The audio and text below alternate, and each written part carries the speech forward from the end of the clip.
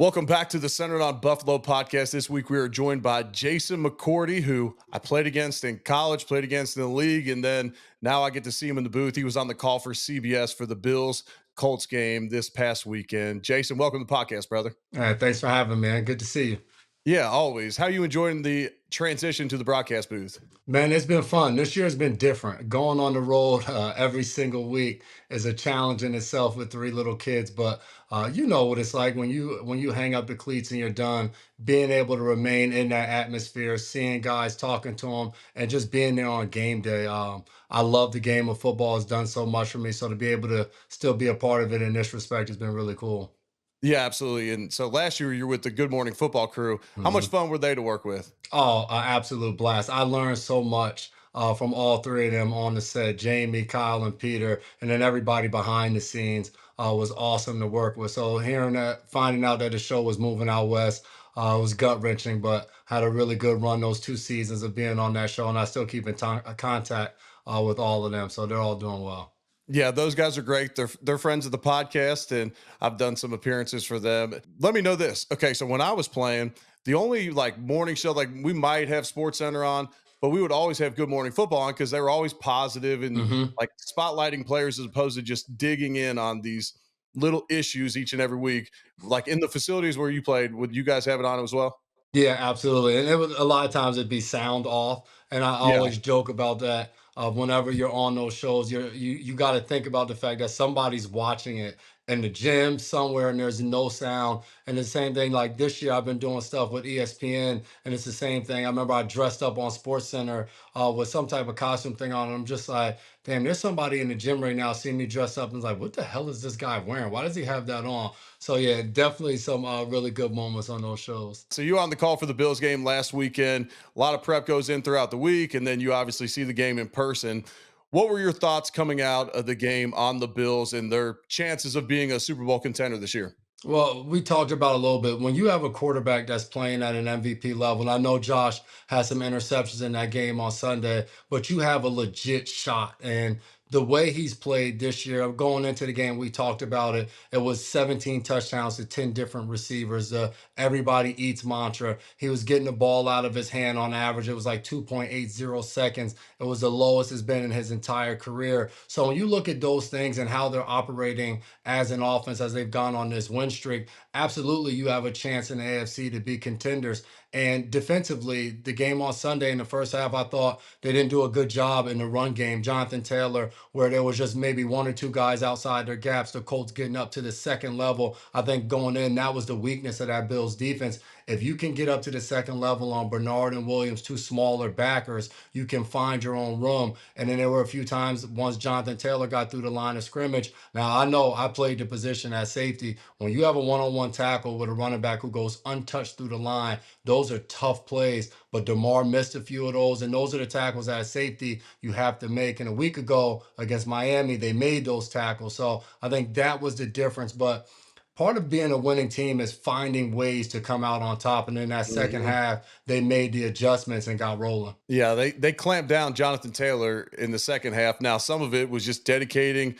safeties down near the Mhm. box, and so on the long run, I watched a breakdown of that play this morning. The 59-yarder Jonathan Taylor had, they got their backup defensive line in, and they're outnumbered in the box like Mhm. that. You just can't. I mean, you're going to be exposed, and then if your safety doesn't make a hell of a play on a running back that weighs 215 and ran a Yeah. 4.3 at the combine, like then you're toast. And I mean, credit the guys for rallying to the ball. They stop them, hold them to 3 points on that drive, but they clamp down in the second half, get the win. And I'm with you. You always got a shot with Josh Allen.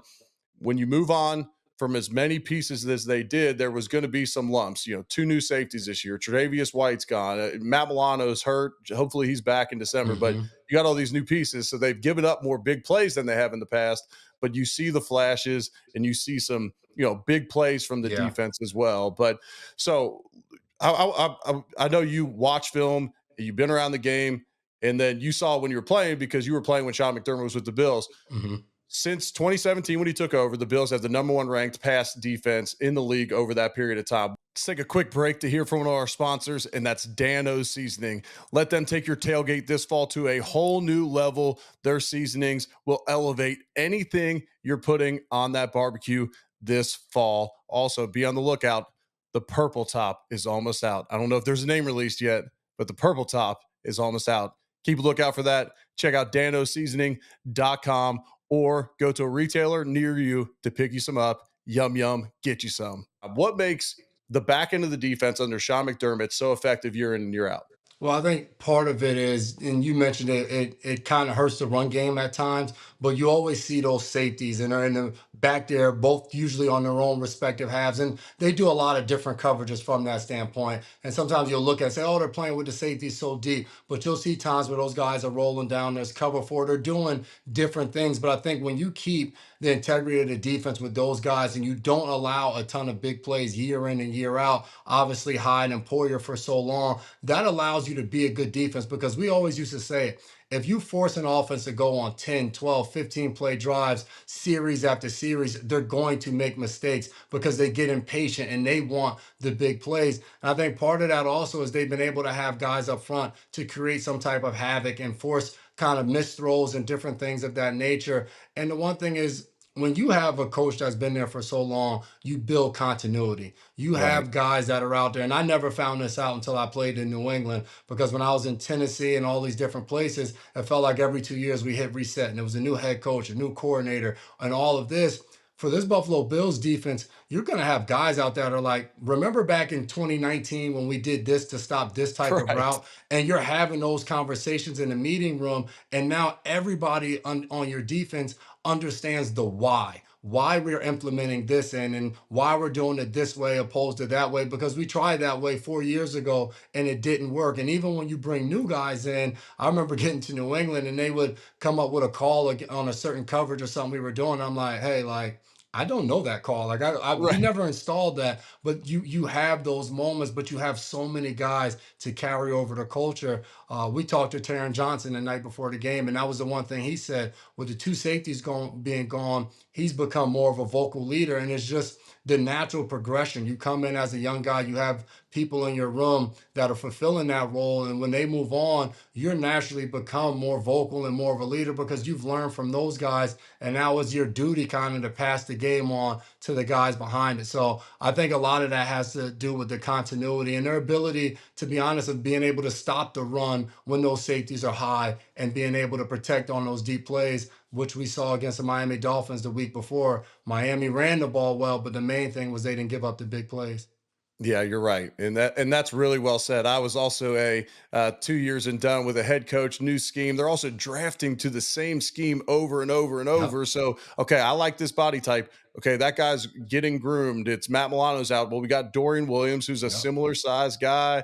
Not the same quality player, but you have all those similar bodies, and Hmm. everyone fits the system. And I'm with you. You mentioned Taran Johnson, maybe my favorite player, maybe my favorite defensive player to watch in football. Now I get to watch him week in and week out, Yeah. but he's one of my favorite players to watch. How good is he?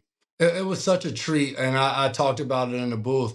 You had Taron Johnson on one side, and you had Kenny Moore on the other I know side. it.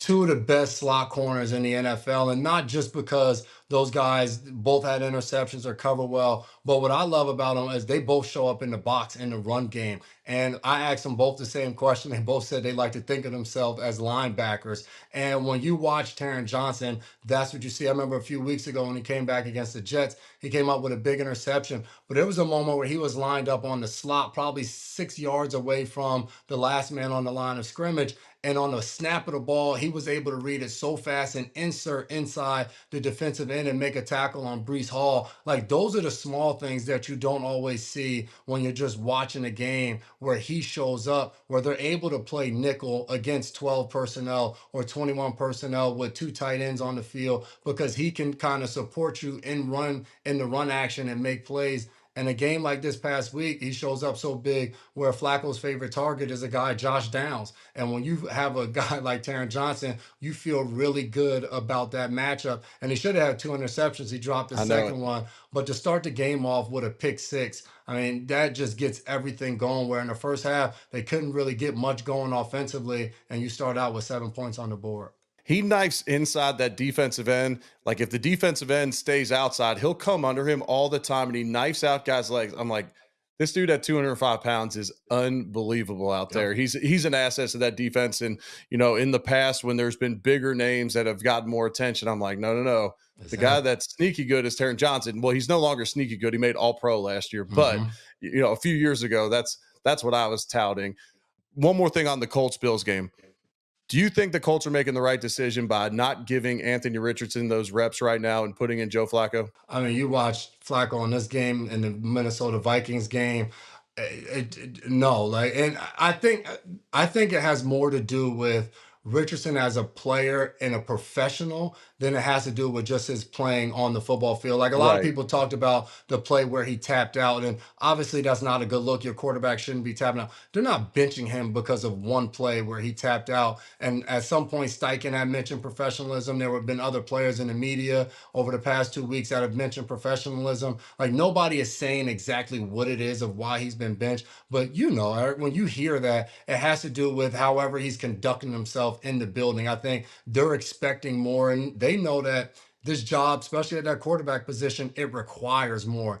And I think for Anthony Richardson, you're talking about a guy that in college only played 13 games and now has only right. started 10 games in the NFL. But you imagine going from high school to college and you only played 13 games. I think their record was 7-6, and you get drafted fourth overall into the Right. NFL. So I think for him, it's a learning process of just like, yo, the stuff you did to get here, just relying maybe on pure athletic ability and God given talent, like it takes more. And I think they're trying to teach him a lesson within doing that. But the way Flacco's playing, I think they have to put him back in the game. Yeah, I think so too. And you got to see what you got in him. I mean, and yes, is he going to grow up and improve? Maybe in year three, of course, but you got to see what you got in these quarterbacks. Because I always say, we talked about Josh Allen from the start and the Bills always having a chance. I always say, you either have a quarterback that can win you a Super Bowl or you don't. And if you Yep, don't, you got to do everything to find one. it's And true. and everyone will point out cases of Joe Flacco winning one in Baltimore, and there's a few others that weren't that generational talent quarterback, and you get a Super Bowl. But those were once in a life, once, twice in a lifetime defenses that allowed that to happen. Those aren't You're not going to find those year in and year out. So you got to find you a quarterback that can get it done. And I've been asked a few times about that Anthony Richardson play where he pulled himself out, and I said, look, no, my biggest thing on it, it's either a lack of maturity to where he doesn't Hmm. understand that there's six players on offense and four players on six players on defense that likely aren't coming off the field for the most part. And then it's either like a lack of maturity, like not getting that, or a lack of intelligence because Yeah, yeah, if I was that tired where I had to pull myself out, I would just lay down, say my hamstrings tight. And as a quarterback, you can't go out because, like, as a center, if my shoe came untied, I can't run to the sideline because my backup's got to come and get a few snaps in. Joe Flacco didn't even it's get a true. chance to warm up out there or get any snaps with Ryan Kelly, who he hasn't probably taken a snap from It's true. since training camp. Like, you can't do that as a quarterback. And so, and I also think Shane Steichen's sitting there like, well, of course, if we develop him but lose the rest of our games, am I going to be here to be able to coach this development? Yep, Maybe not. Him and Chris Ballard. So it's like we got to find a way to win games, or even if he becomes a great player, we're not going to be able to experience it.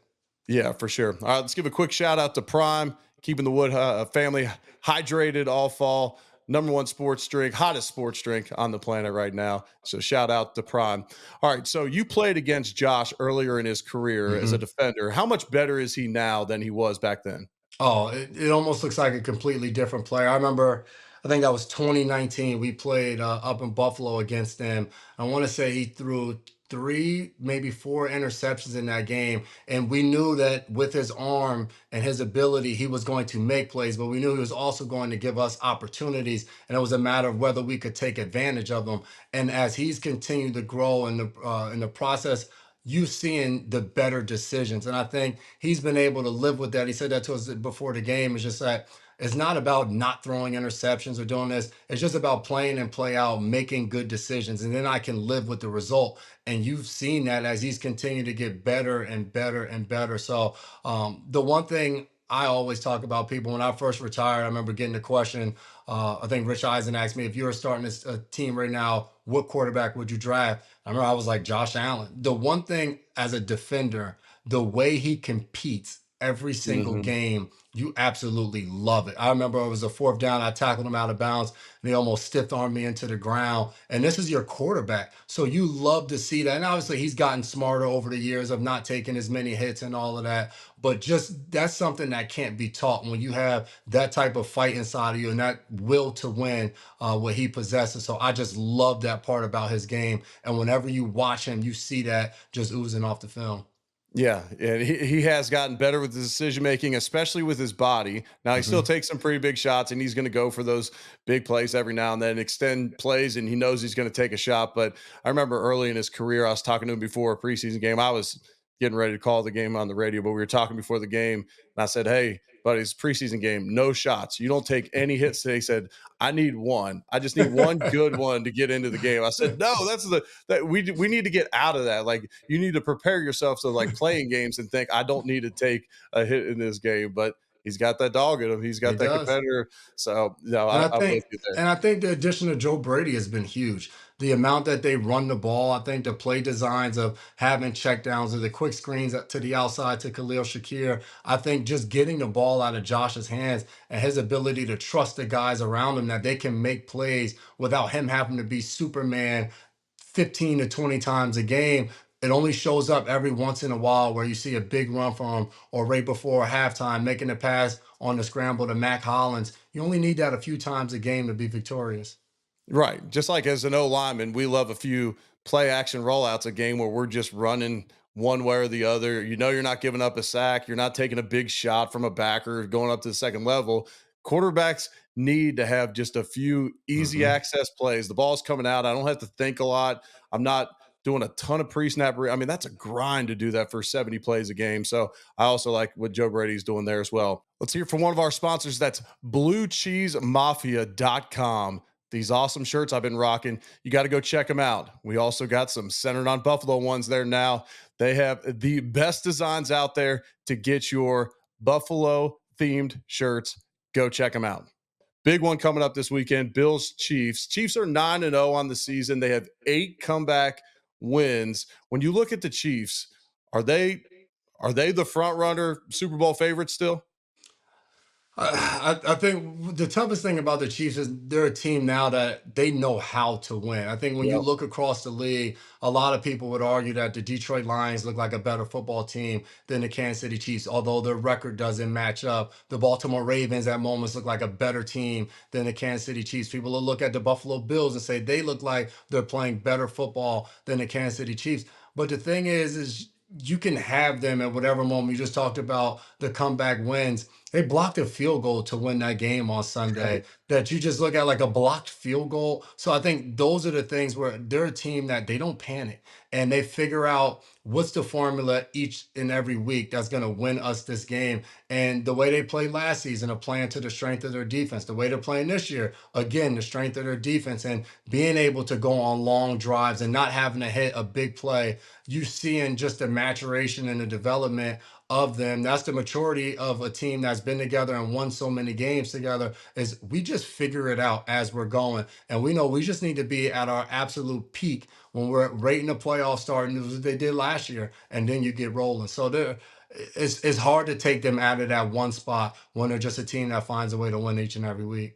No, I'm with you. I told Brady before Tom Brady was on the call for Bills Seahawks, and I was talking to him before the game, and I said, I hope this isn't offensive to you, and I'm assuming it won't be, but I said, Patrick Mahomes at this point of his career reminds me of Tom Brady in the middle to the end of his career, where if it's a one score game, you just never Mhm. feel good about it going against him.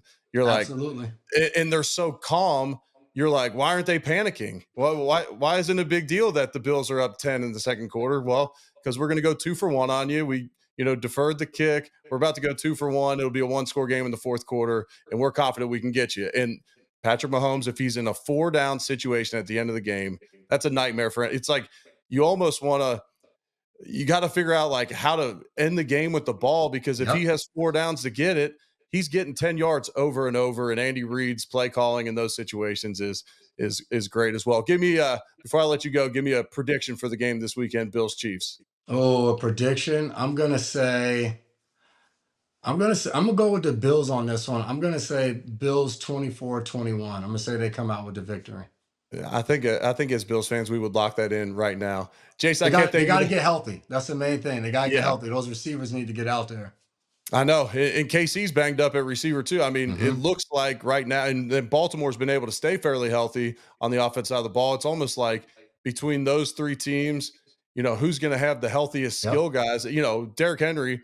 If you pull him out of the offense, and not wishing injury upon anybody, obviously, I'm just saying, if they had a key injury to one of their skill guys, they could be really formidable. So it's going to be interesting to see how it all plays out towards the end. But I can't thank you enough of the time. It's always great spending time with you. I appreciate you, brother. Anytime, man.